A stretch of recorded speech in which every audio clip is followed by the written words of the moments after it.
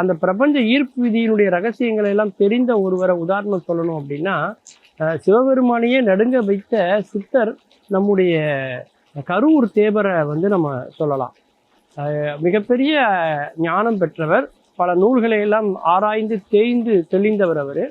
அவர் வந்து சிவபெருமானை வணங்கணும்ட்டு திருநெல்வேலியில் உள்ள நெல்லையப்பரை தரிசனம் பண்ணுறதுக்காக வராரு. நெல்லையப்பா நெல்லையப்பா நெல்லையப்பான்னு 3 முறை கூப்பிடுறாரு. சிவபெருமான் காட்சி தரலை, தரிசனம் தரலை. கோபத்தில் என்ன சொல்கிறாரு, நெல்லையப்பர் இங்கே இல்லையப்பா அப்படின்ட்டு போயிடுறாரு. இவர் இல்லையப்பான்னு சொல்லிட்டு போன அந்த ஒரு வார்த்தைக்கு எவ்வளோ பெரிய சக்தி பாருங்க. அந்த கோயிலே வந்து ஒரு பாழடைந்து போகிற சூழ்நிலைக்கு அது போகுது. அங்கங்கே செடி புதர்கள்லாம் முளைக்குது, எருக்கம்பூலாம் முளைக்குது. கோயிலுக்குள்ளே யாருமே போக முடியாத அளவுக்கு பல ஆண்டுகள் பழமையான ஒரு சிதலமடைந்த கோயில்ங்கிற அளவுக்கு அது மாறுது. அப்படின்னா அவருடைய வாக்குக்கு எவ்வளோ பெரிய சக்தி இருக்குது பாருங்க. அந்த பிரபஞ்சத்தில் இருக்கக்கூடிய அந்த சக்தியை அவர் எப்படி எடுக்கிறார் பாருங்க. அதை பார்த்து பயந்து போய் சிவபெருமானே நடுங்க வைத்தவர் இல்லையா.